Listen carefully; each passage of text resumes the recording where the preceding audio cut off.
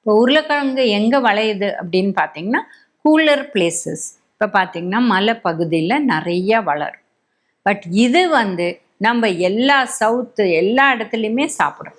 நார்மலாக என்ன சொல்கிறோம், பக்கத்தில் எந்த காய் கிடைக்குதோ அதை சாப்பிடுங்க, அதுதான் ஹெல்த்து.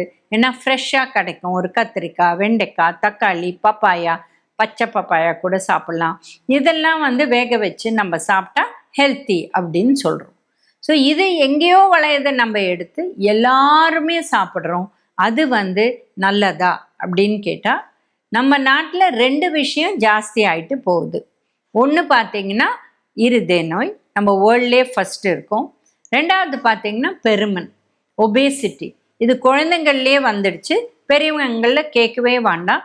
ஒரு 25-30 வயசு இருக்கிறவங்க ஆல்மோஸ்ட் 100 பேர் எடுத்திங்கன்னா 10 பேர் 100 கிலோக்கு மேலே இருக்காங்க. சில பேர் 150க்கு மேலே கூட இருக்காங்க. சின்ன பசங்க 10 வயசில் இருக்க வேண்டியது 26லேருந்து 30 கிலோ, ஆனால் அவங்க 80 கிலோ ஏற்கவே இருக்காங்க. ஸோ இந்த மாதிரி இருக்கிற விஷயத்தில் உருளைக்கிழங்கு நிறைய சாப்பிட ஆரம்பித்தா, அதுவும் ஃப்ரை பண்ணி நிறைய எண்ணெய் போட்டு சாப்பிட ஆரம்பித்தா அவங்களுக்கு ப்ரோட்டீன் ரொம்ப குறைவாக கிடைக்கும். இதில் பெனிஃபிட் ரொம்ப குறைவு.